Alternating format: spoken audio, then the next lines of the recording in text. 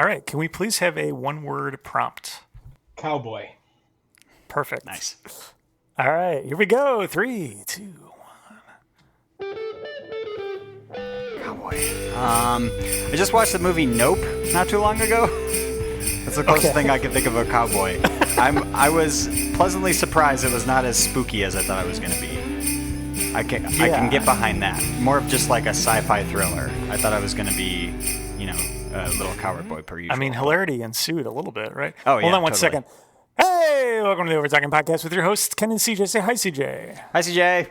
This is the show ho ho where we talk over TV shows and movies as chosen by our guests, and we're still in the war on Christmas. The war on Christmas. Which means we're still going over quote-unquote Christmas movies that are either horror or action. And, of course, this week we're talking about Die Hard, the quintessential Christmas action classic. Ken, I achieved the goal again of the guests putting their head in their hands at the start of the show. That's always what I'm aiming for. It's so good. Off to a good start. Love it. Definitely. Should we just bring our guests right on? Please. Okay, this week we have returning guest Nick. Welcome back, Nick. Hey guys, thanks for having me back. It's been a while. Hard, no less. It has. It's the last one we did with you was Bloody Muscle Bodybuilder in Hell, which has since blown up. It is streaming on a bunch of places now. Really? Before you could only get a bootleg DVD of it. It's got that suddenly Overtalking very Podcast popular. bump, and That's right. It did. Yeah, that's true. I did not know that. Wow. Widely available now, which is crazy. Nope, we spread the word, and the public has spoken. Yeah. Dang. Yeah. Weird. I would love to, know who was pushing for that to be available. That is so strange to me. It was me. I Okay. told them Yeah, to you're do right. it. Ken got on the horn, called up Mr. Warner. That's right. They have like an official Blu-ray release of it now too, with like awesome artwork and stuff. It's crazy how this is suddenly Wild. I mean, if people want it, and the only way you can get it is to bootleg it, like you might as well. It's not like it's expensive to print Blu-rays. Unfortunately, the DVD lady or wherever we got the bootleg version from will probably lose out on some income, but I think she'll survive. Yeah, I think that's okay. COVID hit us all differently. It's fine. Yeah, exactly. Probably okay, considering that was like black market stuff, or probably not the most like legal. Yeah, probably not actually paying towards the film's creator in any No, way. in no way. I think that company was from Israel or something. I'm surprised we didn't get viruses or upload something to like we're all of a sudden we're unknowing government spies because we bought friggin' DVDs from Israel or something. Yeah, maybe. I almost forgot about it until CJ, I forgot I had loaned it to you for the podcast, and you just had it the entire time until earlier this year, and you gave it back. I'm like, oh, right. I don't even know if I want the Blu-ray because I love the bootleg version. I feel like that's Did you get a lot of mileage out of it, CJ? Watched it like 10, 20 times easily, yeah. I just toss it on it before bed every night. I was like, I'm going to watch something comfortable. I know it's kind of a horror aficionado, so I figured that would be that'd be comfortable for you. That's me. Yeah. Definitely. Can't get enough. Nick, would you consider yourself a cowboy in any sense of the word? Pew pew. No, I don't think so. No? I mean, other than just saying yippee-ki-yay a little too often, but well, I think the main character in our movie might consider himself a little bit of a cowboy, or at least aspires to be one. So we'll talk about Die Hard and more coming up on the Overtalking Podcast. Within this skyscraper high above the city, 12 terrorists have declared war. They're about to be taught a lesson in the real use of power. They're as brilliant Because I am interested in the $640 million in your vault. as they are ruthless. And I'm telling you, you're just gonna have to kill me. Okay. We do it the hard way. Now, the last thing McClane wants Think, damn it, think. is to be a hero. Where's Holly? Hey, Tucker! Where? But he doesn't have a choice. What does he think he's doing? And we're back on the Overtalking Podcast talking about Die Hard with Nick.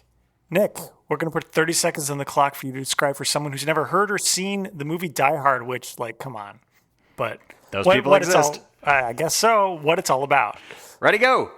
I'm going to spend the first 10 seconds saying if you haven't seen Die Hard, just turn off the podcast and go see it and come back. Seriously. It is about John McClane, a New York cop that goes to L.A. to visit his wife at a company Christmas party, and terrorists show up and try to ruin Christmas.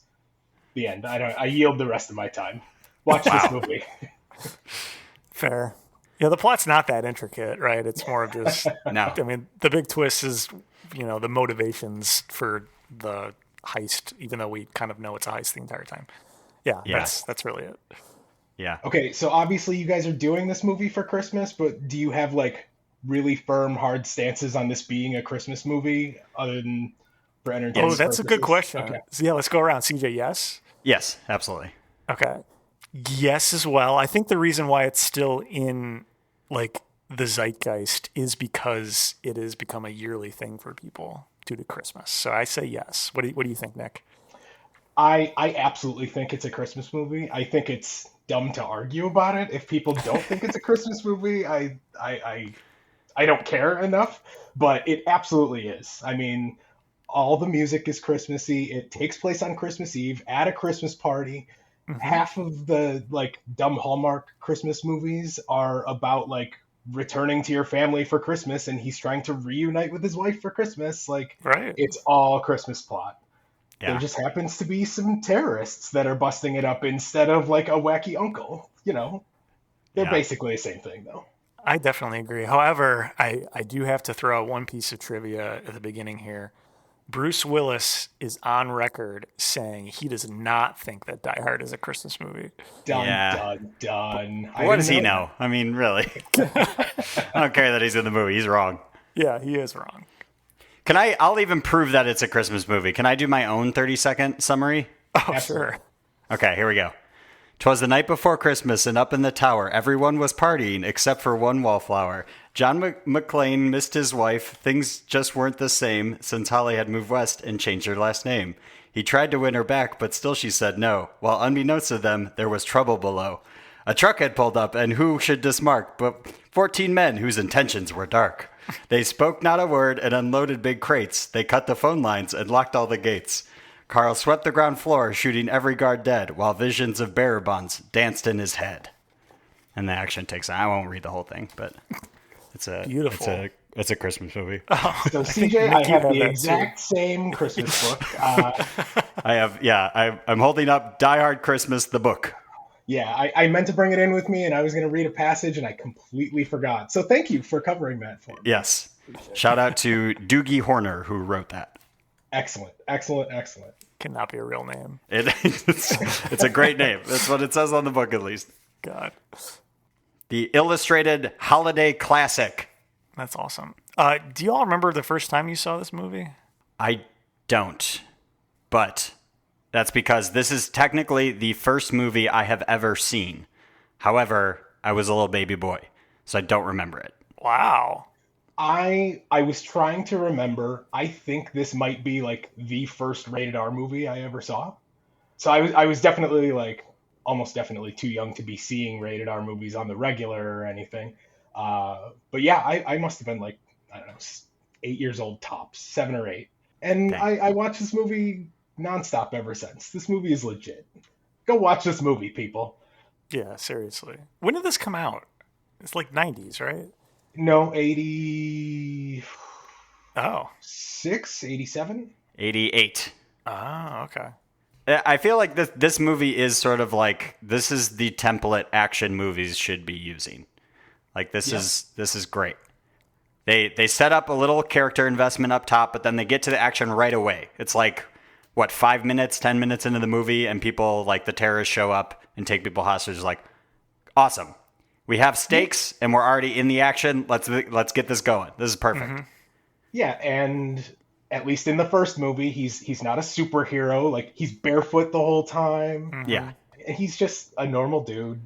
So that makes it interesting too. It's not The Rock and Vin Diesel. And I know this is a Fast and Furious centric podcast, Yep. But it's not The Rock and Vin Diesel punching each other to oblivion and or Throwing people superhero. through concrete pillars. I was going to say, if I had one detractor for this movie, it's that The Rock is not in it. It's a shame. Yeah, because if he was, the movie would be over in 10 minutes. He would just be like, He would just take everyone. yeah. They would He'd grab shoot a at him and gun, he would like just bend keep the going. barrel with his bare hands. That's right. Yes. Well, that and when you tape a gun to his back, he wouldn't be able to reach it. So, That's right. Yeah. yeah. Too many muscles. Yeah. I forgot about that part until I like rewatched it today. That's Did it like, get you? yeah. I was like, oh right, yeah, shocking twist. yeah, So there's so many iconic, not even moments, but like still images from this movie that yeah. as I was rewatching it last night, I was just like, oh shit. Yeah. I mean, I know it's from this movie, and it's just like incredible. Like when he's crawling through the air duct with the lighter in front of his face. Yeah. When Alan Rickman at the end, spoiler alert, falls to his death, the slow motion of him falling out of the building. Yeah. It's there's so many. It's I don't know if I should give credit to the cinematographer or what, but like it's awesome. And Yeah. A lot of very cool shots. right? Well, the director John McTiernan directed a lot of iconic 80s. Like he made Predator also. And Did not know that. That's the So only Arnold one that's- Schwarzenegger could have been in this. They reference him in the movie. Right. Would you rather it be Arnold Schwarzenegger? Or is that, No. oh, okay. No. That would be like having The Rock. The Arnold Schwarzenegger is like 80s rock. That's, A harder to understand rock. Yes. yeah. Yep. Especially then, especially in the 80s. Yeah. I think he would kind of be chatting with the villains, be like, "Oh, you're from Germany. I'm from Austria. Like whereabouts?" Yeah, Maybe. yeah. They know what village. The My other- cousin lives there. Yeah, exactly. Oh, I've been there many times. It's lovely. Oh, I won the bodybuilding competition there. Yeah. Yeah. Where do you guys stand on the Die Hard sequels? Any of them? Have you seen any of them? I've seen them all. Don't remember Yeah. any of them. I have a Yeah. trivia question about the names of all of them. Oh, But boy. Okay. and I was looking through and I'm like, I can't tell any of them apart except for the second one probably. But I know I've seen all of them, and obviously I've seen like the most recent one probably last before watching this one. And the only thing I remember is they keep saying it's a fire sale, that they've like hacked all of the things, and that's the scenario. And I've got great news for you, CJ. That is not the most recent one. There's another one? after that. maybe I haven't seen them all then. where do you stand, Nick? Have you've I mean, obviously seen them all, right? I only just saw what is actually the last one like 2 weeks ago. 'Cause basically we talked about doing this episode, and I was like, you know what? Like for liking Die Hard, I've never seen the last one. I'm sure it's hot garbage, and guess what? It's hot garbage. They're in Russia, so you know, Okay. yeah. Is like, I assume I would hope that you at least get cool action sequences still, even if like the plot is terrible or something. The action sequences are kind of crummy. So I don't know if you've seen. Yeah, they're crummy. Have you seen any of the kind of later period, straight to Redbox, Bruce Willis trashy stuff? Some of them, yeah. So they basically like film 2 days of Bruce Willis and then just throw in a bunch of action stuff and call it a Bruce Willis movie. Like that's what this felt like. Like Yeah. yeah. So it was just like a bunch of weird reaction shots from him sitting in a truck, and they got him to say yippee ki yay motherfucker, and that's about it. It's kind of a bummer, all told. I think the third Die Hard is almost as good as this one. I absolutely love that one. The other ones are not good though. Oh, okay. I remember the second one, and I remember it had Al in it again, and I was excited about that, but I don't remember it being good or not. Yeah, I don't care for that. It was kind of just a rehash of like they were clearly just trying to cash in on this is popular. Right.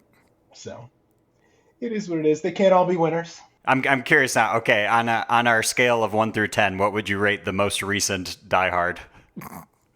Oh, that's maybe a 2. Ooh. Maybe a 2. I think a 2 could be generous. Ouch. Yeah, Okay, it's so- rough. It's rough. The other ones are at least watchable. This one is entirely skippable. Dang. All right. I was tempted to watch it just to like complete the series, but it sounds like not even worth like a joke watch, if you will. No. Like it's not even like play with your phone while it's on in the background. Just watch your fire sale one again. Okay. Which one has like his son who's like trying to take over the franchise? Is that the latest one? That's the latest one. Yeah. Okay. All right. I So don't want can to see spoil the titles and spoil one of your trivia questions. so. Appreciate it. You're doing very good dodging the titles. Yeah. That's disappointing. But this movie effectively launched Bruce Willis's like movie career, right? Because he had been in some like comedy like TV shows up to this point, I think. Yeah, I don't know what all he did before this. I mean, without looking on IMDb or something. But yeah, I think he was on a TV show and he might have done a movie or two. I mean, it was really kind of a long shot of putting him in this in the first place. It seemed to have paid off. He did okay for himself until the last 5 years, which were a little bit of a bummer. But Yeah. Now he's a famous harmonica player. Is that true? I mean, I would say that's what he's known for, but yes, he plays the harmonica. Oh, okay. he was in a band for a while. I don't know if he was any good. Are you? What was the name of his group? CJ. Oh no. I couldn't even tell you that. I just know he's like The taking it out Yippee-ki-yays every or now something like that. Yeah. He seemed decent from the 10 seconds that I saw of him, however long ago this was. As harmonica players go, he was okay. Yeah. It's like the Blues Traveler guy, and then him, and then end of list for harmonica players. Yep, that's probably all I could name. Maybe Bob Dylan. He wears the thing over his head that keeps it. Yeah. Fair enough. But that's Is probably it- it. Yep. I'm trying to think of a clever name. Would it be like the John Fuck, never mind.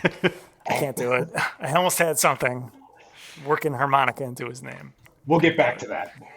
Yeah. Come back to me in 5 minutes. Circle back. I know that. Shit, no, that's a trivia question. Never mind.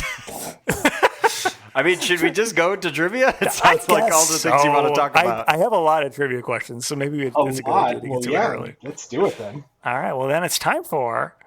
Hey, did you know that? That's right. For new listeners, this is the trivia part of our show where we pit our guest and CJ head to head to see who knows the most about what we watched. CJ, Nick, are you two ready? Let's do this. Ho, ho, ho. Okay. All right, first question.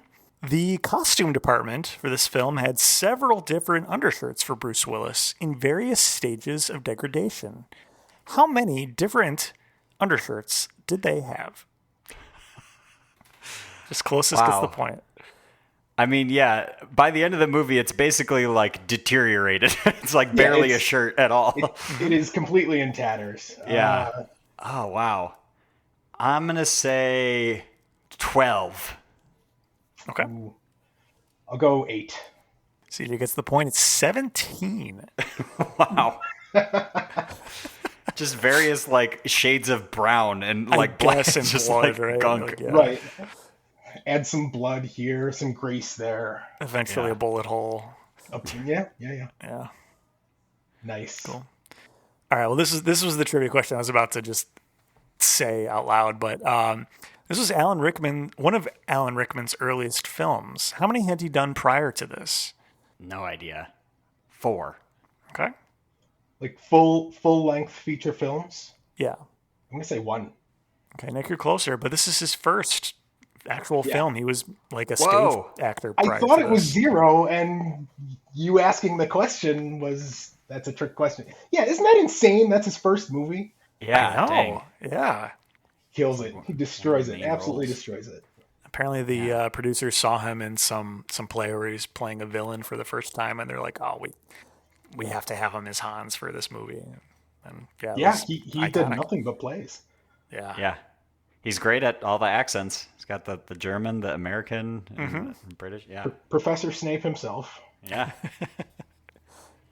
All right. When the police dispatcher tells Sergeant Powell to investigate the Nakatomi building, she tells him it is a code 2.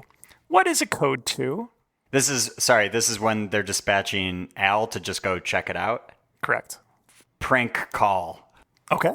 I'm going to say a domestic disturbance.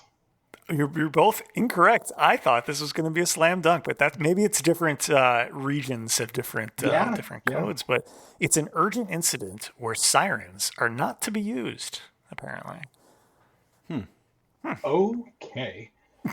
Well, he sure does casually stroll on over there. Yeah. He sure does, yeah. All right, next question. This one's multiple choice. This movie was based on a book. What's that book's title? Is it A, Die Hard, B, Never Say Die, C, Nothing Lasts Forever, or D, High Rise Terror? I'm pretty sure it's Then don't C, go first. Nothing lasts forever. No, I don't know this one for a fact. Okay. So it's a guess.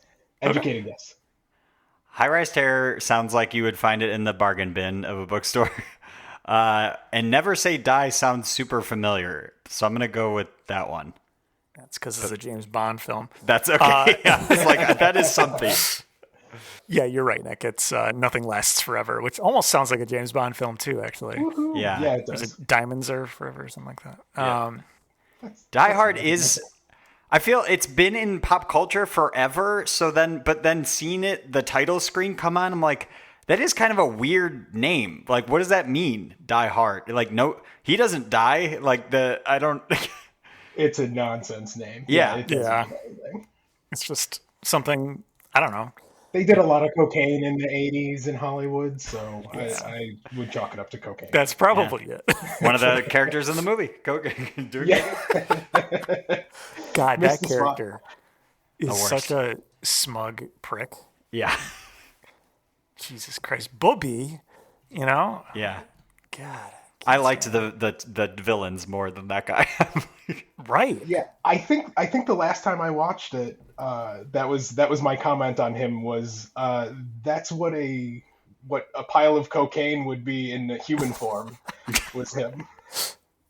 Yes, exactly. That's good. I love when we were first introduced to him, or maybe it's the second time actually, after he gets basically caught doing cocaine and McClane's like, you missed some. Yeah. And the guy introducing him is like, yeah, it's I forget the wife's name, but her husband, her police officer. Yeah. Nudge, nudge. Good stuff. All right. Next question. The movie takes place over the course of one night. How long does the book take place over? Y'all have read the book, right? Yeah, totally. The one I got wrong and didn't know the title. The of? one Yeah. that you definitely knew the title. Yeah. Well, I didn't read it either, so this is... Yeah. I'll also say it was still one night. That would be a fun book. Okay. I'm gonna say 3 for no logic whatsoever. 3 nights. 3 is exactly correct. Yes. Nice. What? Yeah. What do they do the other 2 nights? I think he's just stuck in an air vent for 2 days or something. I don't know. He's just bleeding from the feet the whole time? Yeah. I He hope takes finds a food at snooze some in the point. vent. Yeah. All right. Next question. We're getting into the sequel stuff. How many sequels did this movie spawn? I feel like CJ should answer sequels. first. 4. Okay. Yeah, 4. Yeah, 4 is correct. All right. Can you name them all? I want you to just go back and forth until you can no longer name them. Everyone gets a point for each one you can name. Die Hard 2, The Hardening. Incorrect. It is Die Hard 2, Die Harder. Boo. It's just as dumb of a title.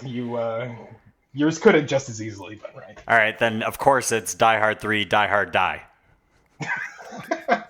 Nope. Die Hard with a Vengeance. Correct. All right, Die Hard 4, A Fire Sale. Nope. Oh, this is going to be a blow away point train for Nick. He's not even trying. He's throwing this game. It's fine. No. I get the last 2 mixed up. This is Live Free or Die Hard. Correct. Oh, yeah. And the last one? Die Hard 5, It's Russia. The Russianing. The Russianing.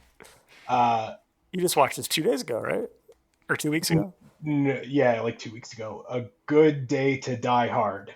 Correct. Yeah. Clean sweep. I like the All right. Russianing better, though.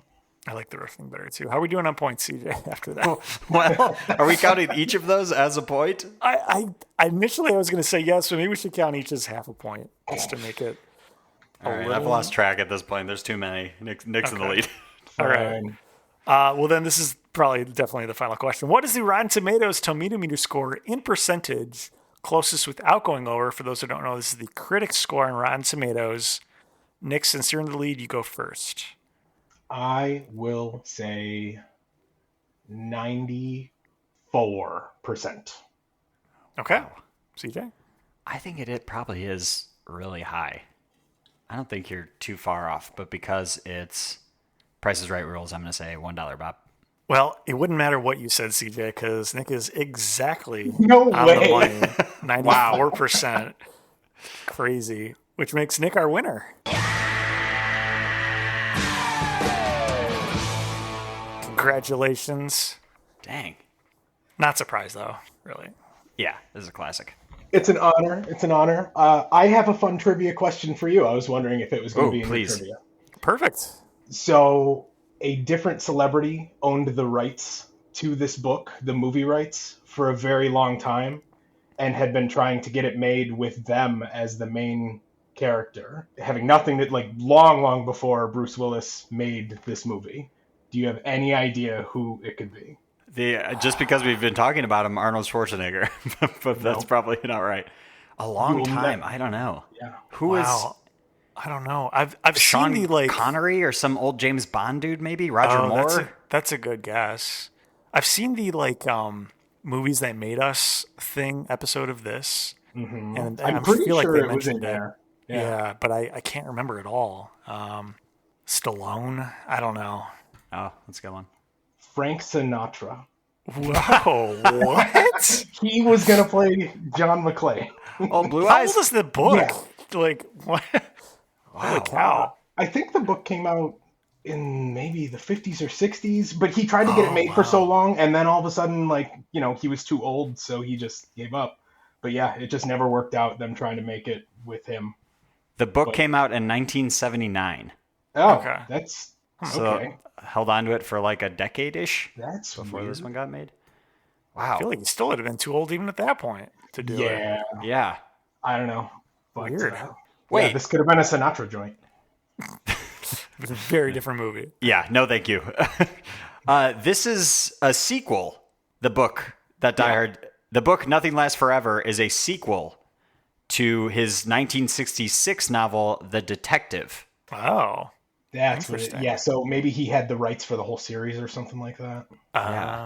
Okay.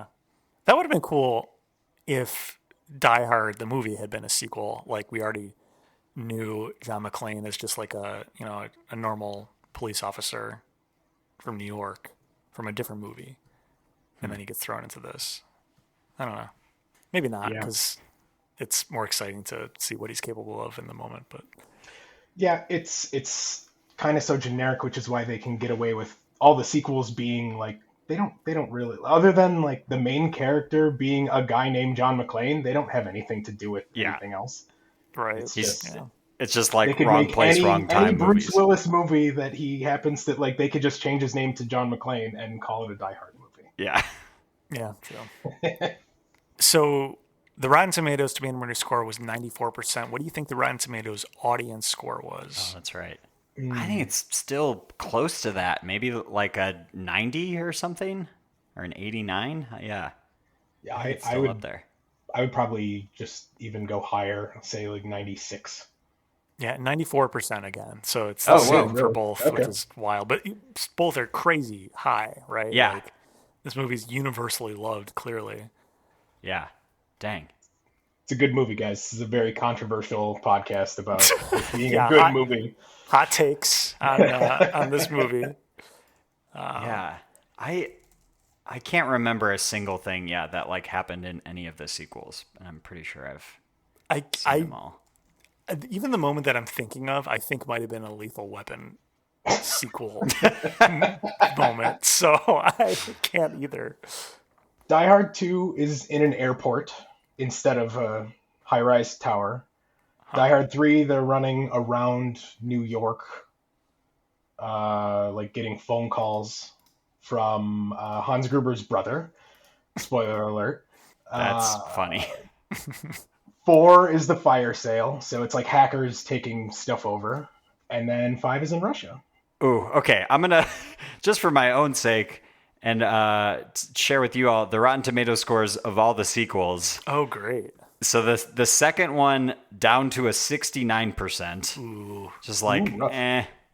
The third one is a 58%. But then the fire sale one, the fourth one, is up to an 82. Really? What? Wow. I wonder if it's A just lot of people like Justin Long a lot. Is that? I was gonna deal? say like there's just a lot of famous people in that one. It looks like a well-known cast. And then the fifth one down to a 15%. Yeah. Whoa. So you are not lying, Nick. Jeez. I told you 2 out of 10 is generous, man. Yeah. Wow. Yikes. That is rough. He's in Moscow to track down his estranged son. Yeah, that doesn't sound good. Wow. Dum. Yeah.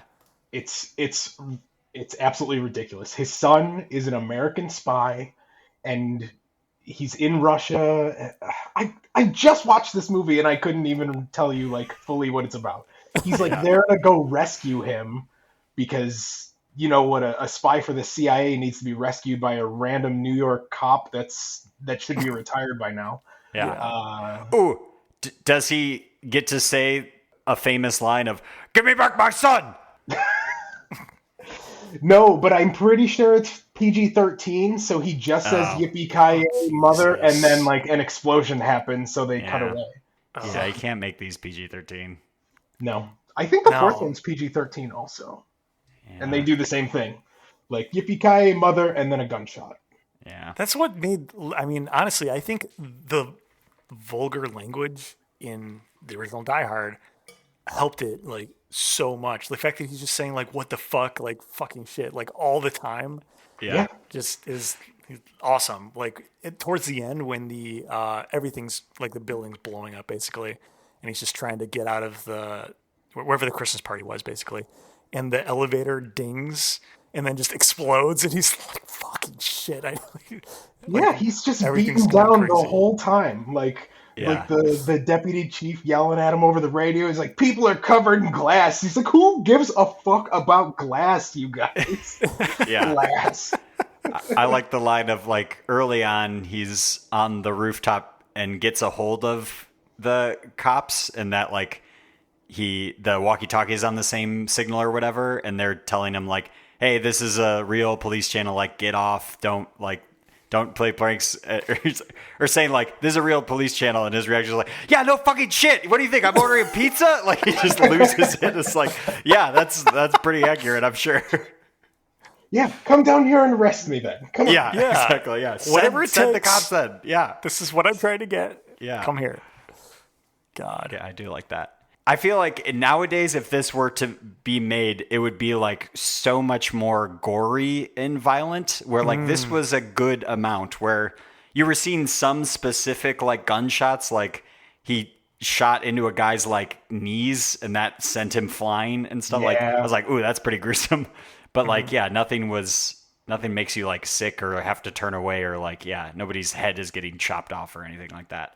Yeah, no, I mean, like, it is, like you said, it's kind of more in your mind. Like, I would say the roughest thing is just watching him sit there pulling glass out of his feet. Yeah. Yeah. But that's, pretty tame by today's standards. I think that's in, like, the newest Pixar movie at this point, right?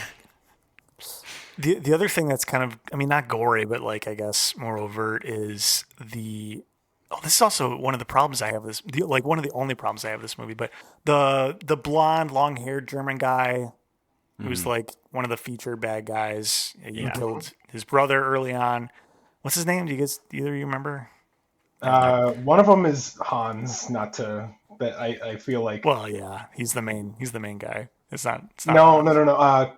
Klaus is the brother. I can't remember what his name is. Okay. But anyway, I know. Anyway, well, I'm going to call him Blondie for the rest of the sentence. But yeah, he gets basically hung up by his neck to strangle to death. But then at the end of the movie, he's not dead. Yeah. But so the real order of my God, I'm sorry, I'm getting so upset about this, but the real order of events for this guy's death are he gets hung up by a chain to basically hang to death by this chain. Then McClane goes up on the roof to get everyone off the roof. And, several minutes later, they're walking down off of the roof and pass by him, and he's still hung up by his neck, not moving. Uh-huh.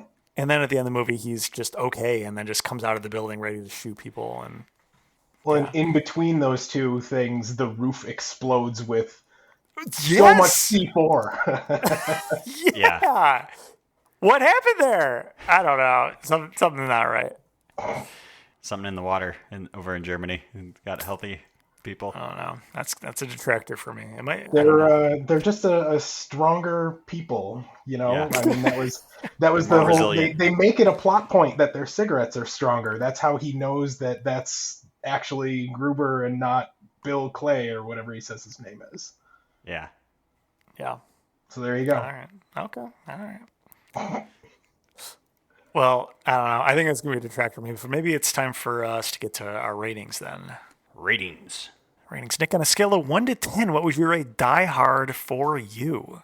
I don't even have a good gag about wasting time with this. It's a 10. It's absolutely a 10. This is a very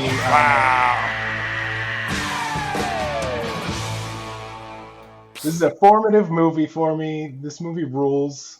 I don't know why you're listening to this specific podcast. If you haven't seen Die Hard, turn it off, go watch it, come back, and listen to the last 10 seconds of this podcast after 2 more ratings. This movie rules, guys. Yeah, definitely. I might go next, if that's okay. Sure. For me, this movie's definitely, one of the best action movies I've ever seen. It's, just so iconic. It's kick-ass. I love it so much. However, I have to dock it 0.5 point for being a little bit too long and 0.5 point for the plot hole about the German guy with the blonde hair. So 9 out of 10 for me. All right. CJ. Yeah. It is a little too long. I'll give you that. Just a smidge. Just a smidge. I looked that up before watching it and was surprised. I did not remember it being, it's like 2:12 or something like that. Yeah. I was like, oh wow, this is kind of long. For me, but it doesn't feel long, I don't think, which is good. I didn't find myself being like, oh, come on, just get to the kill already or whatever. Yeah, I'm along for the ride the entire time. Yeah, this is the quintessential action movie, I feel like. This is what all action movies should use as their template when they make them. I had a blast. I've seen it several times at this point. Like I said, technically my first movie ever. Own the Christmas book. I think, I don't know. I'm trying to think of what is not getting it maybe a 9 is right. That feels correct. I don't know. Yeah, I'll go with a 9. This is a great movie. Okay. Yeah, the only reason why it's holding me back from a 10 is I don't know. I don't know what. It just doesn't feel like a 10 for me. A 10 I feel like I would be watching more frequently, and I don't tend to just throw this on or something. Yeah. But I do watch it somewhat frequently. Do you make it your annual Christmas movie? I don't really watch a ton of Christmas movies. You just read the book and you get the Yeah, gist. exactly. I read the book before that bed. from the movie. Yeah. I watch it probably biannually. It's in the rotation for Christmas movies for me. Dang. Gotcha. Which really makes me feel guilty for not giving it a 10, but I stand by my choice. Yeah, that's Those still were tough, a really tough good but score. fair criticisms. They're very, very minor, but yeah. Well, Nick, thank you for joining us. Very great. glad we got to talk about this movie. Do you have any words of wisdom for the year end here? This will be our final podcast of the year, believe it or not. Yeah. Any New Year's resolutions? I don't really do New Year's resolutions. You're just kind of setting yourself up for depression. I don't know. Just try and be cool to each other. That's all. You don't have to make a resolution about it. No, I have nothing to plug. You guys are great, and thanks for having me on. Thank you. Well, thank you. I like it felt very Bill and Ted of you, to be excellent to each other. That's right. I like it. I love it. All right, CJ, what do we got? You can follow us on all the things at OvertalkingPod.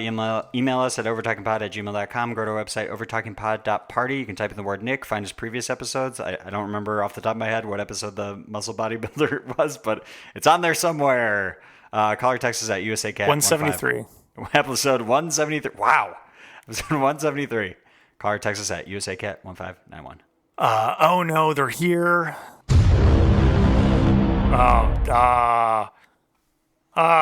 See, we're talking overlords. They are sad that the war on Christmas is finally coming to a peace. The war on Christmas.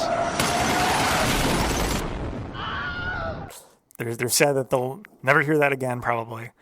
But they are here to, of course, remind you, if you like the show, please go on Apple Podcasts or Spotify or wherever you found this podcast to rate and review. Reviews would help people find this podcast. Also, we spend no money in advertising, so if you like the show, please tell a friend and spread the word. Thank you. I do really quick just want to say, like, this was the movie that made us decide to do a war on Christmas. Like, this was the one, it was like, oh, yeah, we should do like Die Hard and other movies like that. So yeah, this feels very appropriate to end it all out with this. This classic. is the quintessential war on Christmas here. Yes. So, exactly. Yes. Literally a war against terrorism. Yeah, on Christmas. And as we say at the end of every single episode, yippee-ki-yay, motherfucker. Bye. Bye. Yippee-ki-yay, melon farmer. This episode of the Overtalking Podcast was produced by Ken and CJ, edited by CJ. This week's special guest was Nick. Music by Justin Peters, logo by Nate Richards. Check out Nate's work on Instagram at Nate Richards Designs.